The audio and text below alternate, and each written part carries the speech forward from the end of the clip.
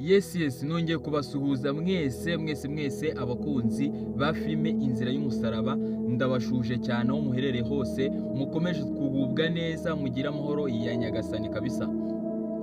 So rero uyu munsi twihuse ntabwo dutinda, tugiye kuganira kuri filime Inzira y'umusaraba. Byinshi muba mutamenye, byinshi muba mutasobanukiwe neza, tugiye kuganira hano kabisa.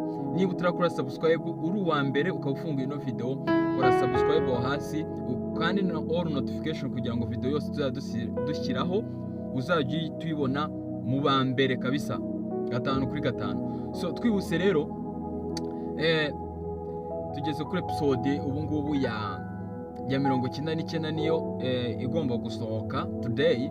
So rero aho duherukiye ni episode ya 98. Mwabonye uko byagenze. Umuntu witwa Fabiola akomeje kwinangira abwira Rugema yuko inda atagomba kuyikuramo. Fabiola ntabwo inda ngashaka kuyikuramo, ngo ntabwo ngo yakwica umwana we w'imfura. Rero muri uku kwanga gukuramo inda ya Fabiola biraza gutuma we na Rugema bajya mu byago, kuko mwabonye ko Nyirantambara umugabo wa Rugema yabwiye Rugema yuko inda Fabiola twite, cyangwa se Fabiola nimba twite akaba azi neza yuko inda ari wowe wayimuteye, ngazabamanika mu giti. So bivuze yuko Rugema ari mukuri, kurundi ruhande ari mu rukuri rwo kuba yavuga ngo inda ivemo, kuko baca umugani mu Kinyarwanda ngo nawe utwika inzu ngahisha umwotsi. Bivuze yuko umuntu witwa Fabiola nta yindi choice ari yo kuba yava muri ba bibazo atari ukuyikuramo, kandi nawe ubwe ari kwinangira akavuga ngo ntibibaho, inda yanjye sinshobora kuyikuramo, sinshobora kwica umwana, nahemutse kera, nagambiriye kwica kera, ibi nagambanye kera, ibyaha byose nakoze, ariko iki ngiki cyo gukuramo inda cyo kwica umwana wanjye sinagikora. Bivuze yuko rero Fabiola ari mu mazi abira. Aha, twihuse rero mwabonye ukuntu umuntu bita Nyirantambara yabwiye Rugema. Urabona ko nyine umuntu bita Nyirantambara ubwo ni intare y'ingore turi kuvuga, afite umujinya wo ku rwego rwo hejuru cyane. Mwabonye ironganya zabaye hara mu rugo, Nyirantambara na Rugema abwira Rugema ngo nimba ari wateye inda Fabiola, ngo no kubamanika nabamanika. Bivuze yuko byangaje iyindi ntambara, uku gutwita kwa Fabiola byangaje iyindi ntambara muri rugo. Musikore hari urugamba rw'intambara yo kuba bafata isimbi bakamugira iribagiza kandi atari iribagiza, bagafata iribagiza bakamugira isimbi. So bivuze yuko rero intambara ari ebyiri mu kibuga, twumvikane neza. hari kurwana kugira ngo umuntu bita isimbi abane na cyusa bamwitirira iribagiza. So bivuze yuko rero niba Fabiola twite, byangaje indi ntambara yo kuba uwo bita Nyirantambara, uwo bita Fabiola, uwo bita Rugema, deja n'umuntu bitwa isimbi byakagombye nawe bimuriho, kuko mwibuka neza ukuntu isimbi yigeze afata uwo bita Rugema papa we ari kumwe na Fabiola, navuga ngo bafatanye, hanyuma baramujijisha, baramurindagiza, baramubwira uti ibi bintu ntibibaho.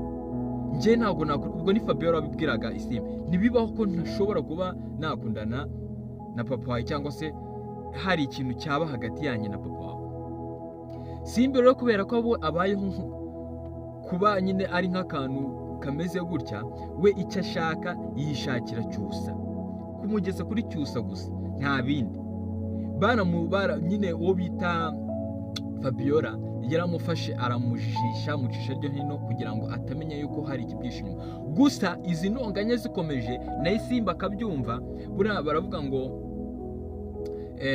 icyabaye cyangwa se cyaciye mu maso y'umuntu iyo gisa nkaho kigarutse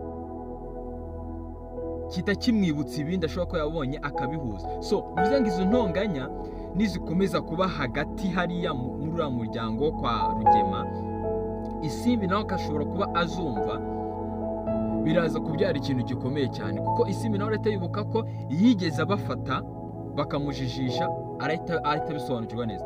So twihuse neza rero, mwabonye ukuntu Cyusa yari ari kwibuka ukuntu akiri muto we na Iribagiza bajyaga bakina, bajyaga bakora ubufindo, bajyaga bigana. Mwabonye ukuntu yagiye abyibuka. bivuze ngo ukuri kuratsinda, ikinyoma kigatsindwa. Umunyarwanda yabivuze neza aravuga ngo ukuri guca mu muriro ntigushye. Bivuze yuko rero umuntu bita Isimbi ari kushywa n'umuryango we, ari kwigira uwo atari we, kandi nawe arabizi ko atari we. Bivuze yuko byanga binoga umugambi mubisha ntabwo Imana igikorera ku migambi mibisha, ntabwo Imana igikorera mu bintu bidafatika, ntabwo Imana igikorera mu binyoma, ntabwo Imana igikorera mu kubeshya, sibyo?